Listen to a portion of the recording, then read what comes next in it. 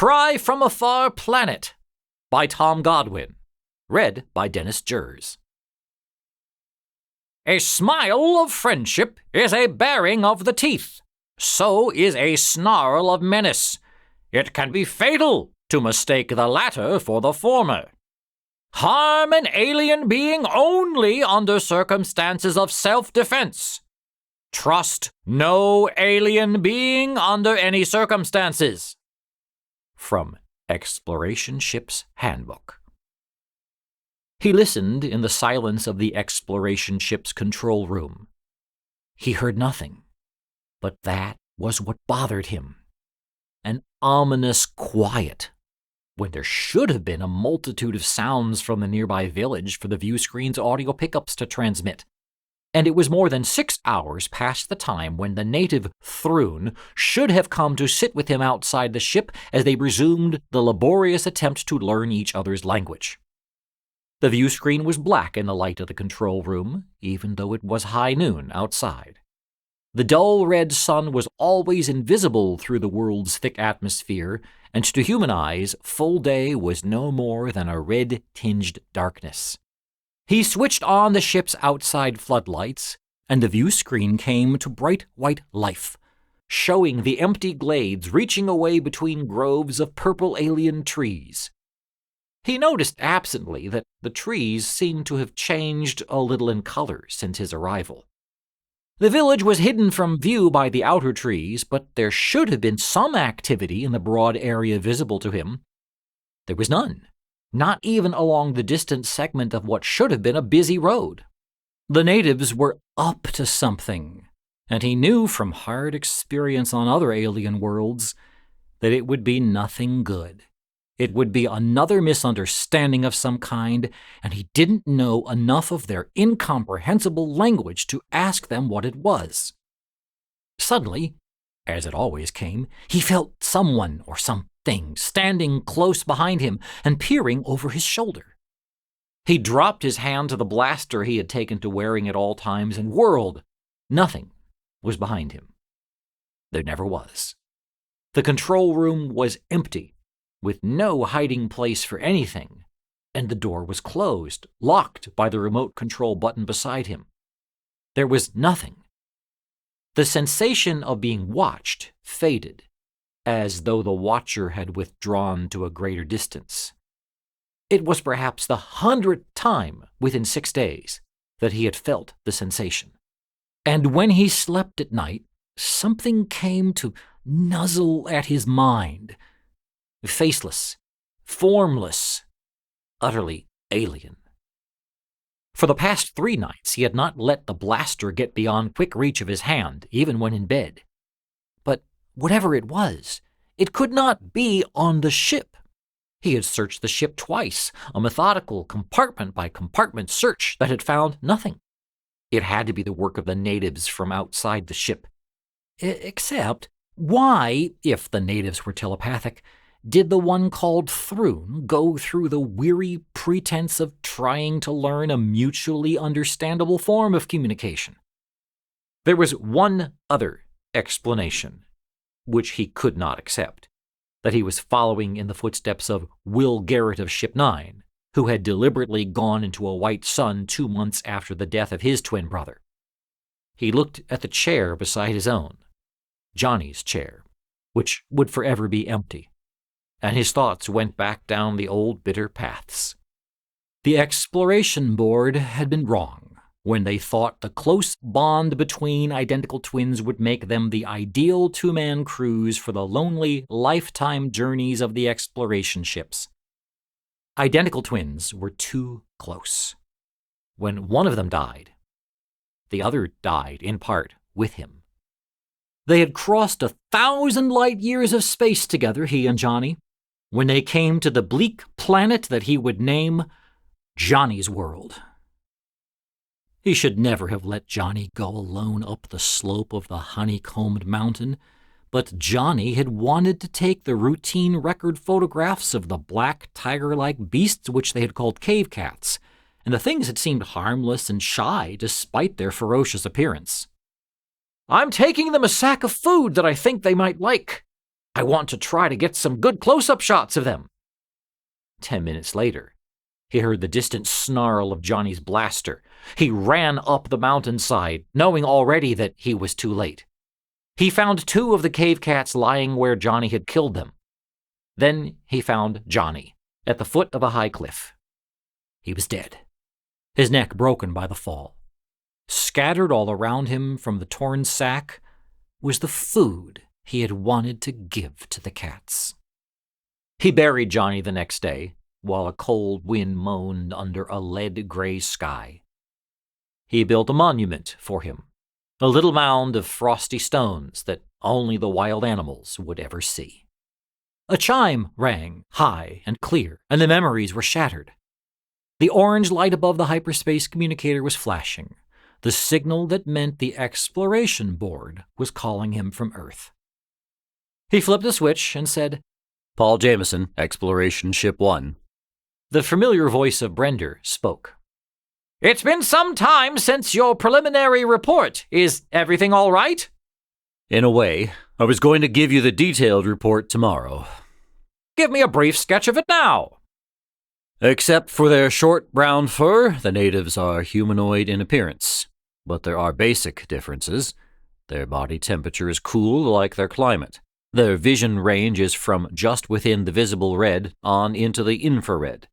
They'll shade their eyes from the light of anything as hot as boiling water, but they'll look square into the ship's floodlights and never see them." "And their knowledge of science?" "They have a good understanding of it, but along lines entirely different from what our own were at their stage of development. For example, they power their machines with chemicals, but there is no steam, heat, or exhaust." "That's what we want to find. Worlds where branches of research unknown to our science are being explored. How about their language?" "No progress with it yet. Even if Thrun should show up, I could not ask him what was wrong. I've learned a few words, but they have so many different definitions that I can't use them." "I know. Variable and unrelated definitions, undetectable shades of inflection, and sometimes a language that has no discernibly separate words. The Singer brothers of Ship 8 ran into the latter. We've given them up as lost." "The Singers? Dead?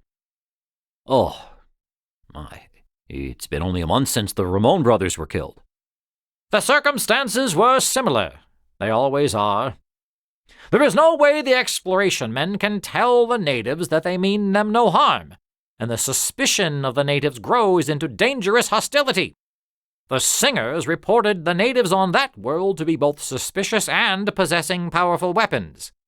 The Singers were proceeding warily, their own weapons always at hand, but somehow the natives caught them off guard.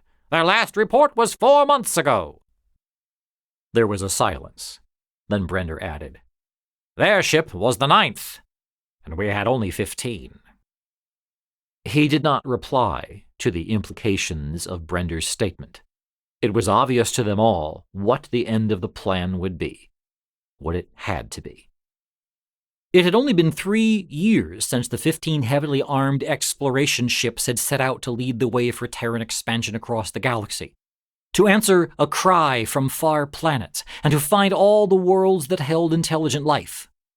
That was the ultimate goal of the plan, to accumulate and correlate all the diverse knowledge of all the intelligent life forms in the galaxy. Among the achievements resulting from that tremendous mass of data would be a ship's drive faster even than hyperspace, the 3rd-level drive, which would bring all the galaxies of the universe within reach. And now, 9 ships were gone out of 15, and 19 men out of 30. "The communication barrier. That has been the cause behind the loss of every ship.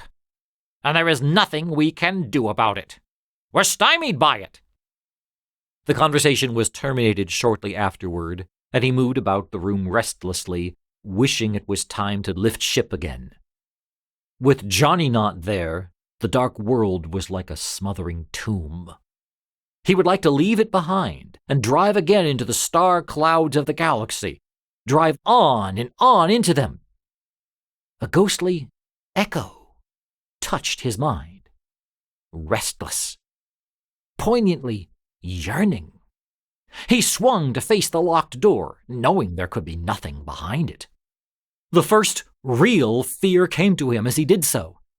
The thing was lonely. The thing that watched him was as lonely as he was. What else could any of it be but the product of a mind in the first stage of insanity? The natives came 10 minutes later. The view screen showed their chemically powered vehicle emerge from the trees and roll swiftly across the glade. 4 natives were in it, while the 5th one lay on the floor, apparently badly injured. The vehicle stopped a short distance in front of the airlock, and he recognized the native on the floor. It was Thrun, the one with whom he had been exchanging language lessons. They were waiting for him when he emerged from the ship, pistol-like weapons in their belts, and grim accusation in their manner. Thrun was muttering unintelligibly, unconscious. His skin, where not covered by the brown fur, was abnormal in appearance. He was dying. The leader of the 4 indicated Thrun and said in a quick, brittle voice, Ko, Rigal, Fin, Nudran. Only one word was familiar, Ko, which meant you and yesterday and a great many other things. The question was utterly meaningless to him. He dropped his hand a little nearer to his blaster as the leader spoke again, a quick succession of unknown words that ended with a harshly demanding Cresson. Cresson meant now or very quickly. All the other words were unfamiliar to him. They waited, the grim menace about them increasing when he did not answer. He tried in vain to find some way of explaining to them he was not responsible for Thrun's sickness and could not cure it. Then he saw the spray of leaves that had caught on the corner of the vehicle when it came through the farther trees. They were of a deep purple color. All the trees around the ship were almost gray by contrast, which meant that he was responsible for Thrun's condition. The cold white light of the ship's floodlights, under which he and Thrun had sat for day after day, contained radiations that went through the violet and far into the ultraviolet. To the animal and vegetable life of the dark world, such radiations were invisibly short and deadly. Thrun was dying of hard radiation sickness. It was something he should have foreseen and avoided, and that would not have happened had he accepted old Thrun's pantomimed invitation in the beginning to go with him into the village to work at the language study. There he would have used a harmless battery lamp for illumination. But there was no certainty that the natives were not planning to lay a trap for him in the village, and he had refused to go. It did not matter. There was a complex radiation neutralizer and cell reconstructor in the ship which would return Thrun to full normal health a few hours after he was placed in its chamber. He returned to the leader of the 4 natives and motioned from Thrun to the airlock. Go. There, he said in the native language. Put on! The word meant no, and there was a determination in the way he said it that showed he would not move from it. At the end of 5 minutes, his attempts to persuade them to take Thrun into the ship had increased their suspicion of his motives to the point of critical danger. If only he could tell them why he wanted Thrun taken into the ship. But he could not, and would have to take Thrun by first disposing of the 4 without injuring them. Well, this he could do by producing one of the paralyzing needle guns from the ship. He took a step toward the ship and spoke the words that, to the best of his knowledge, meant, I come back. Festwin, Ilt, Kla. Their reply was to snatch at their weapons in desperate haste, even as the leader uttered a hoarse word of command. He brought up the blaster with the quick motion that long training had perfected, and their weapons were only half drawn when his warning came. Brawn! They froze but did not release their weapons. He walked backward to the airlock, his blaster covering them, the tensely waiting manner in which they watched his progress telling him that the slightest relaxation of his vigilance would mean his death. He did not let the muzzle of the blaster waver until he was inside the airlock and the outer door had slid shut. He was sure that the natives would be gone when he returned. And he was sure of another thing, that whatever he had said to them, it was not what he had thought he was saying. He saw that the glade was empty when he opened the airlock again. At the same time, a bomb-like missile struck the ship just above the airlock and exploded with a savage crash. He jabbed the close button, and the door clicked shut, barely in advance of 3 more missiles which hammered at its impervious armor. So that, he thought wearily, is that. He laid the useless needle gun aside. The stage was past when he could hope to use it. He could save Thrun only by killing some of the others, or he could lift ship and leave Thrun to die. Either action would make the natives hate and fear Terrans, a hatred and fear that would be there to greet all future Terran ships. That was not the way a race gave birth to peaceful galactic empire, was not the purpose behind the plan. But always, wherever the exploration men went, they encountered the deadly barrier, the intangible, unassailable communication barrier. With the weapons an exploration man carried in his ship, he had the power to destroy a world, but not the power to ask the simple questions that would prevent fatal misunderstandings. And before another 3 years had passed, the last exploration man would die. The last exploration ship would be lost. He felt the full force of hopelessness for the first time. When Johnny had been alive, it had been different. Johnny, who had laughed whenever the outlook was the darkest and had said, "We'll find a way, Paul." The thought broke as suddenly, unexpectedly, he felt that Johnny was very near. With the feeling came the soft enclosure of a dreamlike peace in which Johnny's death was vague and far away, only something that had happened in another dream. He knew, without wondering why, that Johnny was in the control room. A part of his mind tried to reject the thought as an illusion. He did not listen. He did not want to listen. He ran to the ship's elevator, stumbling like one not fully awake. Johnny was waiting for him in the control room, alive. Alive! He spoke as he stepped into the control room. "Johnny!" Something moved at the control board, black and alien, standing tall as a man on short hind legs. Yellow eyes blazed in a feline face. It was a cave cat, like the ones that had killed Johnny. Realization was a wrenching shock and a terrible disillusionment. Johnny was not waiting for him. Not alive. He brought up the blaster, the dreamlike state gone. The paw of the cave cat flashed out and struck the ship's master light switch with a movement faster than his own. The room was instantly, totally dark. He fired, and pale blue fire lanced across the room to reveal that the cave cat was gone. He fired again, quickly and immediately in front of him. The pale beam revealed only the ripped metal floor. "I am not where you think." The words spoke clearly in his mind, but there was no directional source. He held his breath, listening for the whisper of padded feet as the cave cat flashed in for the kill, and made a swift analysis of the situation.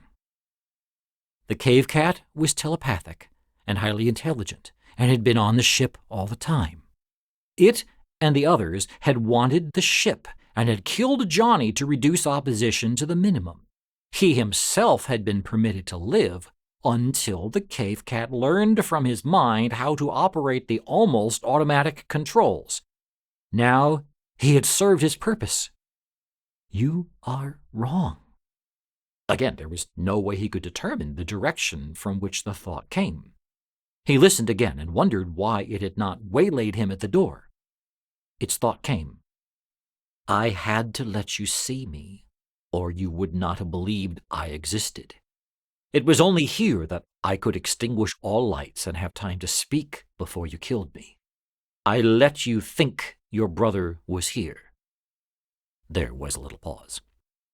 I'm sorry. I should have used some other method of luring you here." He swung the blaster toward what seemed to be a faint sound near the astrogator unit across the room. "We did not intend to kill your brother." He did not believe it, and did not reply. When we made first telepathic contact with him, he jerked up his blaster and fired.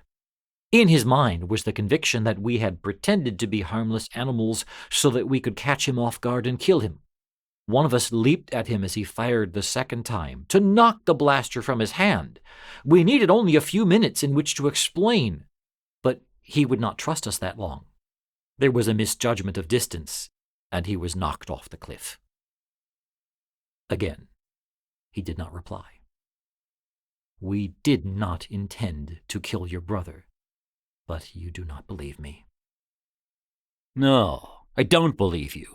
You are physically like cats, and cats don't misjudge distances. Now, you want something from me before you try to kill me too? What is it? "I will have to tell you of my race for you to understand. We call ourselves the Varn, insofar as it can be translated into a spoken word, and we are a very old race.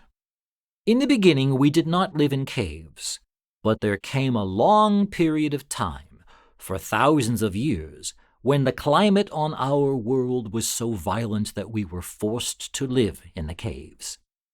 It was completely dark there, but our sense of smell became very acute, together with sufficient sensitivity to temperature changes that we could detect objects in our immediate vicinity.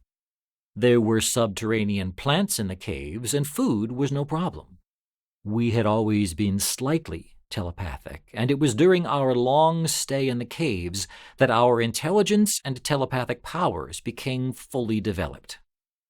We had only our minds. Physical science is not created in dark caves with clumsy paws. The time finally came when we could leave the caves, but it was of little help to us.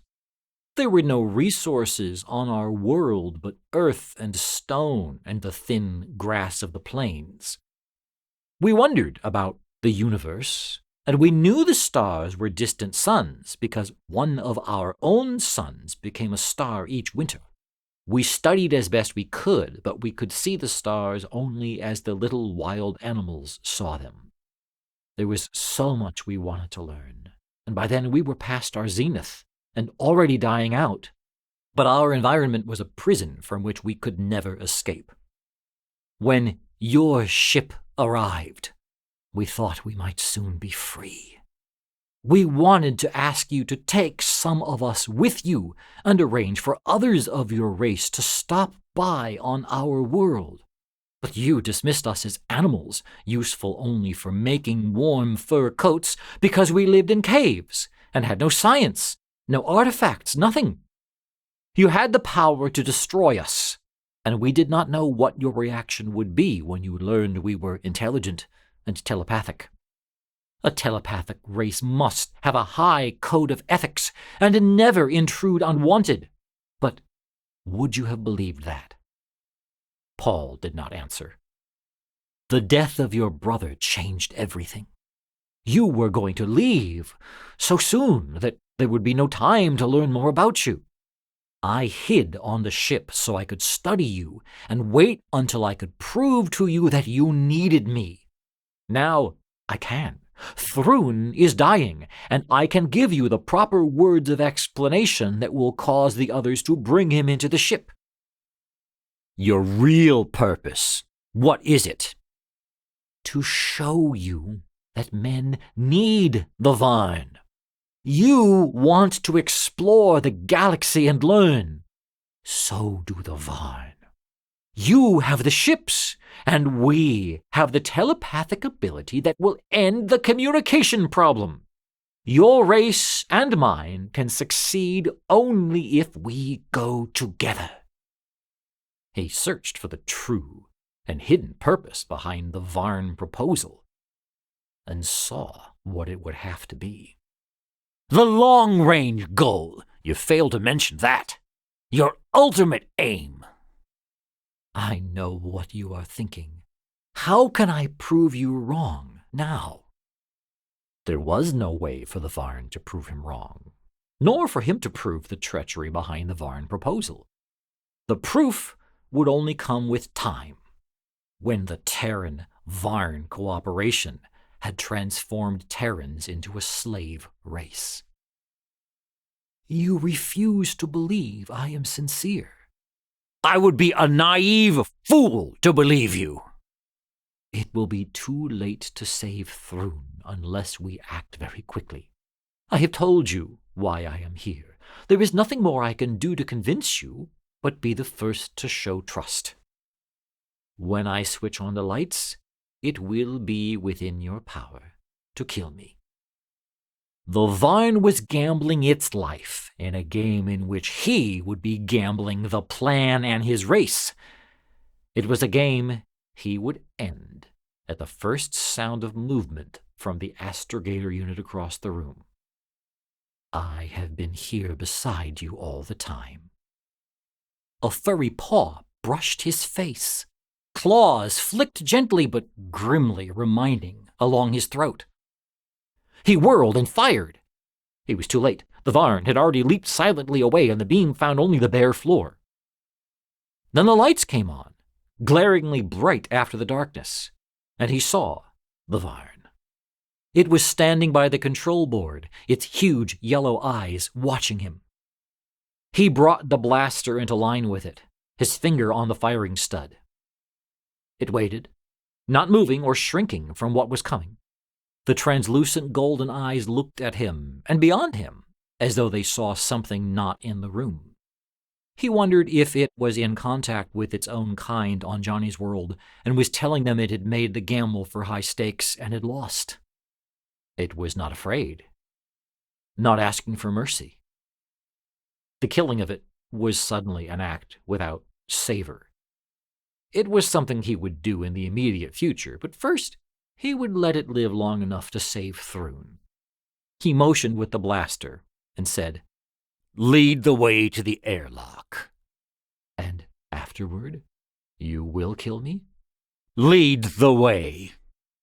It said no more, but went obediently past him, and it trotted down the corridor like a great black dog. He stood in the open airlock, the Varn against the farther wall where he had ordered it to stand. Thrun was in the radiation chamber, and he had held his first intelligible conversation with the natives that day.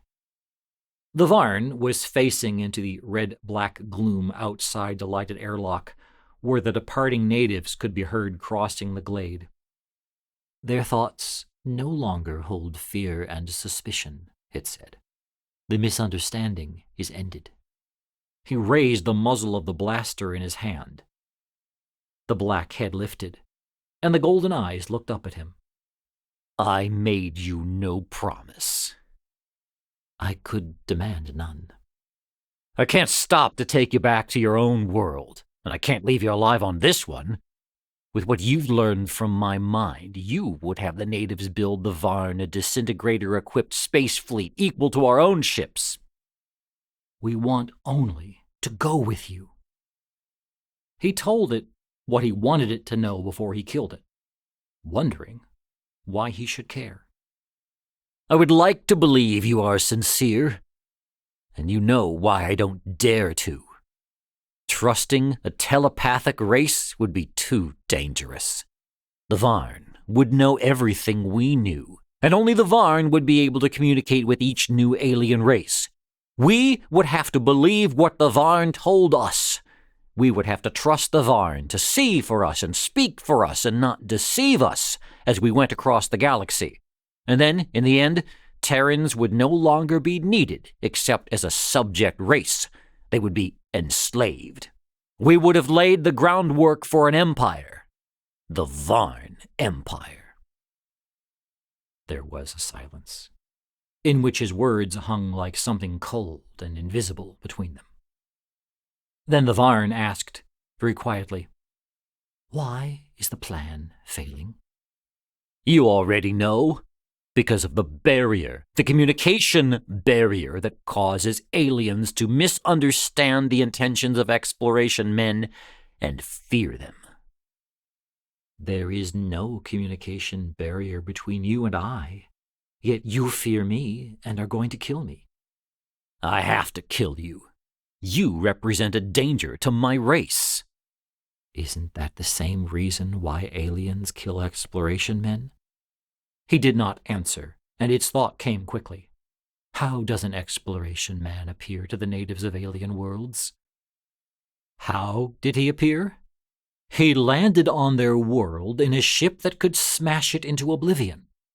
He stepped out of his ship carrying weapons that could level a city. He represented irresistible power for destruction, and he trusted no one and nothing.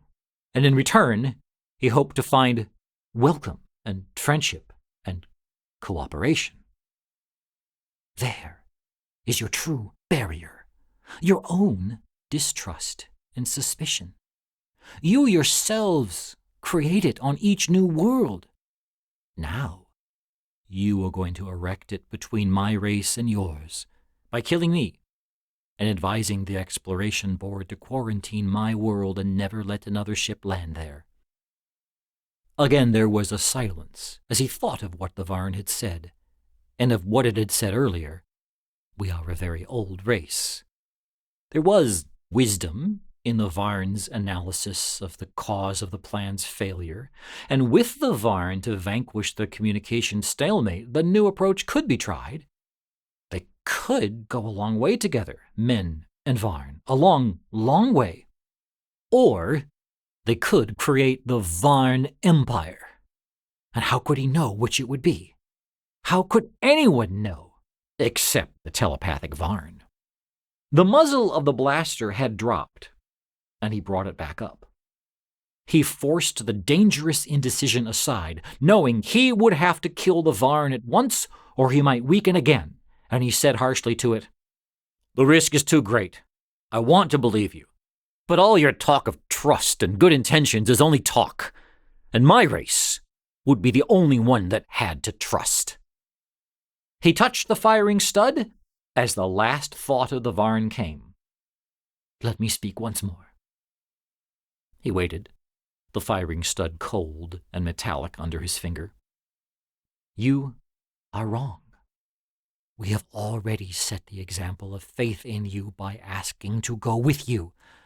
I told you we did not intend to hurt your brother, and I told you we saw the stars only as the little wild animals saw them.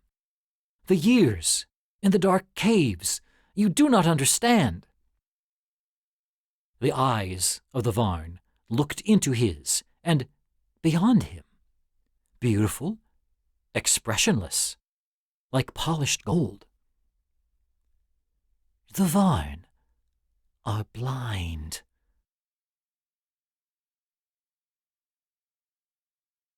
A production of We Are One Body Audio Theater.